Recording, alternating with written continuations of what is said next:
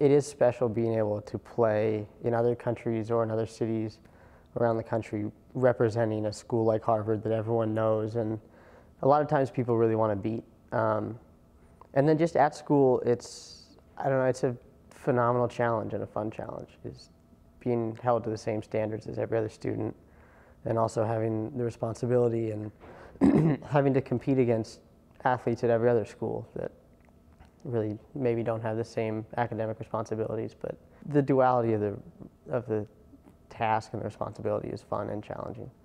Winning the Ivy League championship my sophomore year was incredible. And just sort of the season as a whole, but also sort of the culmination in the final game and that day, and that night, I guess, was really an incredible experience, and something that it is always nice to win, which you sometimes forget about how nice it is to win when you aren't winning as much and you aren't winning league championships and stuff.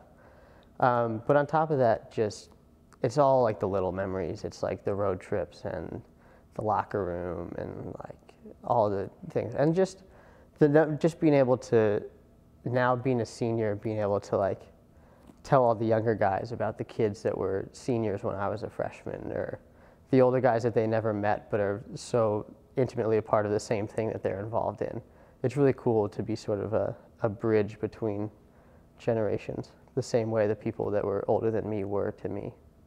I'm gonna go with 2, not of the US, but of Lesotho, just because it's been incredible to have him back on the team this year. He went home for a year, because he hadn't been home in several years, I think.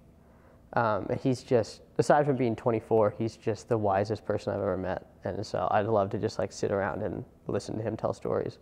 But he has a phenomenal perspective and way of thinking about the world that I think would really translate well to something like that. I have the privilege and responsibility of living with a couple of wrestlers. And something about the lifestyle where there are times where they don't eat, that when they do have the chance to do something, they go all out. So when they have a party, when they're celebrating, when they're whatever, it's out of control. There's a lot of shirts off and a lot of people getting lifted up, and also the fact that they can all lift each other up and like throw each other around doesn't really help. But they're definitely the craziest people that I've come across. The NCAA tournament is something that as a kid and as any soccer fan you see on TV and you hear about, and that's what everyone follows. So participating in that was something that was a dream come true. Going to South Florida, especially because it was in November, was amazing. And yeah, being able to, like, earning the right to host 2 games in the NCAA tournament on our home field and the support that we got from doing so was amazing. It was sort of one of the few times that I've sort of walked onto the field and sort of had like a shiver from the excitement of being part of something that was really pretty cool.